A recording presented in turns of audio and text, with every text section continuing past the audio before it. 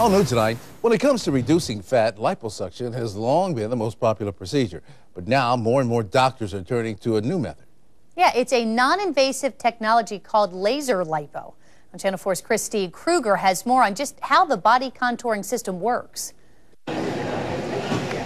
Exercise is the best way to trim down and tighten up, but it's not always enough. I exercise, I diet, drink plenty of water, and just that fat won't go away. That's why 37-year-old Amy Sanchez is trying the new Zerona laser.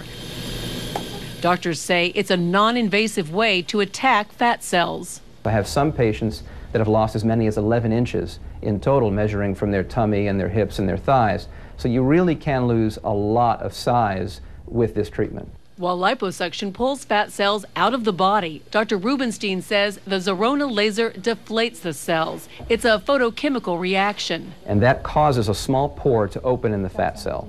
The fat inside the cell leaves, and then your body gets a hold of it and can get rid of it. Since the fat cells aren't actually sucked out of the body, they're still in there. And that's why the doctor tells his patients they have to exercise at least 30 minutes every day and drink at least 2 liters of water. That way the fat cells don't plump back up. Brandy DeLeon wanted an extra boost after she already lost 40 pounds. My clothes fit me much better. I don't have the bulges that I used to have. My pants slide on very easily, and I'm very happy.